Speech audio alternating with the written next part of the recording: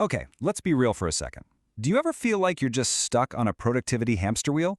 I mean, you're grinding, you're optimizing, you're doing all the things, and yet you look over and see people with maybe half your work ethic just gliding into wealth. It's frustrating, right? Well, I'm here to tell you the problem isn't your hustle, it's your mental operating system. And today, we're going to debug it. So let's get straight to it. You simply can't outwork a flawed blueprint. We all have these invisible money scripts running in the background of our minds, controlling our decisions without us even realizing it. And if that internal code is broken, no amount of willpower, no amount of hustle is ever going to fix it. So in this explainer, we're not talking about theory. No, we are installing 4 powerful mental shifts that will fundamentally change how you build wealth. These are literally the 4 most powerful psychological shifts I've ever come across for creating wealth. We're going to cover the identity upgrade, the momentum engine, what I call the asset obsession, and finally, the dream outcome framework.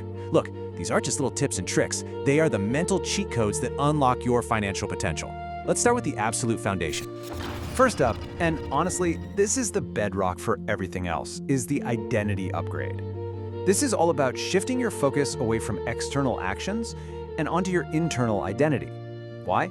Because who you believe you are determines what you believe you deserve. This brings us to a really crucial concept, money scripts. Now, what are these? Well, they're the subconscious rules about wealth that we learned when we were kids. You know, maybe you were taught that money is the root of all evil, or that you have to hoard every penny because it's always about to run out. That script, it becomes a self-fulfilling prophecy, and it creates this wealth ceiling that you just can't seem to break through. And here's exactly how this plays out in real life. Think of your self-concept, your identity, as a financial thermostat.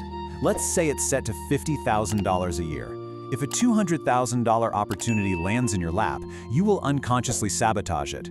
It's wild, but you'll procrastinate, you'll find flaws, you'll get overwhelmed, because your internal system is just trying to get back to its comfortable temperature. See, you're not failing, you're just reverting to your programming. So how do we crank up that thermostat? We do it with this simple but incredibly powerful exercise. On one side of the piece of paper, I want you to get brutally honest. Current, I'm the kind of person who, and fill it in. Maybe is always stressed about money. Now, on the other side, you're going to define your future self. Upgrade, I am the kind of person who is a calm, confident, and effective wealth creator. You don't even have to believe it yet. Just write it. Read it every single day. This is how you start to manually rewrite that code. Okay, now let's build on that foundation. Shift number 2 is for anybody who feels that super frustrating paradox of being, ambitious but lazy. You know what you want, but you just can't seem to generate the energy to go after it. Here's the secret. The problem isn't you, it's your starting mechanism. And here's the mental reframe that changes the entire game. We all think that motivation leads to action. But the truth is, it's the exact opposite. Action creates motivation. Your brain isn't actually lazy, it's just allergic to uncertainty. A huge, vague goal like get wealthy is so overwhelming that your brain just slams on the emergency brake.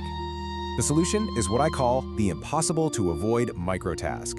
So instead of a goal like build a side hustle, your task is open a new Google Doc and brainstorm one single idea. Instead of get fit, it's put on your workout clothes. That's it. You make the first step so ridiculously small it's almost laughable. That tiny action gives your brain a little hit of dopamine, which creates the chemical craving to take the next step. That is how you engineer momentum from nothing.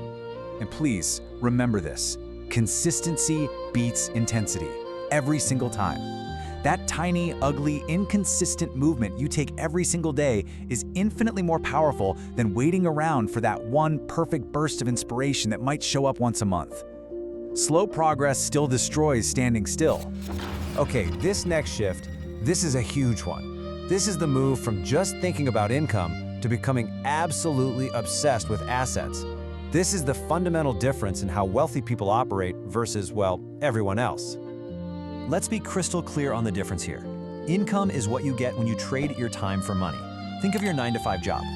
Now, you can earn a high income for sure, but you'll never be truly wealthy from a salary alone. Why? Because the moment you stop working, the money stops. Assets, on the other hand, are things that put money in your pocket whether you show up to work or not. A business that runs on systems, a book that sells while you sleep, stocks that pay you dividends. You get the idea. This quote from Myron Golden just captures the psychological shift perfectly. You see, Poor and middle-class folks see the main purpose of money as paying bills or buying stuff. But wealthy people, they see money as a tool to turn into more money by acquiring income-producing assets. They see every single dollar as a little soldier that they can send out to capture more prisoners, which are more dollars. So here's the tactic to put this into practice: the asset first time block. Every single day, you have to schedule a non-negotiable block of time. I don't care if it's just 30 minutes, where your only focus is buying or building assets. That means no checking email, no doing your day job. You're working exclusively on the things that are going to pay you in the future.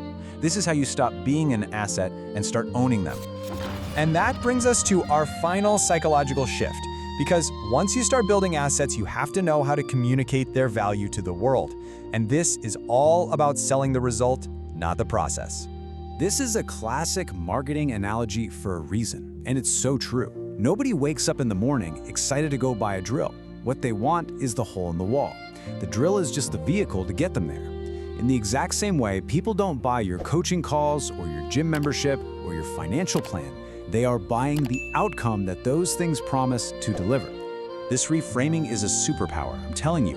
You don't sell gym memberships, you sell the confidence someone feels when they walk onto a beach. You don't sell financial plans, you sell the peace of mind of knowing your family will be okay no matter what happens. You have to always remember this. You sell the dream and you deliver the vehicle. And that brings us right to the core action you need to take. Before you build, before you market, before you sell anything, you have to answer this one question. Because when you become obsessed with their dream outcome, you instantly separate yourself from all the competition. You're no longer just a service that can be price shopped. You become the one and only solution. All right, we have covered a lot, but listen, information without action is completely useless. So let's turn these 4 shifts into an immediate action plan you can start using this week. Here they are, plain and simple. Number 1, do the "I'm the kind of person who" exercise today. Number 2, for your biggest goal, define one impossible to avoid microtask and just get it done. Number 3, open your calendar right now and schedule your non-negotiable asset-first time block for every single day this week. And number 4, for whatever it is you sell or want to sell, write down the true dream outcome your customer is fantasizing about. You know, when it all comes down to it, it's really this. That space between the life you have and the life you want, it's not an effort gap. It's not an intelligence gap. It is a psychological gap. Your external world is just a mirror, a reflection of your internal programming. If you change the program, you will change the result. So I'll leave you with this one question. Take a look at these 4 shifts. Which one is your biggest bottleneck right now? I want you to drop a comment below and tell me the one you're going to implement this week. Because I promise you, installing even one of these mental upgrades can be the catalyst that changes absolutely everything. Thanks for watching.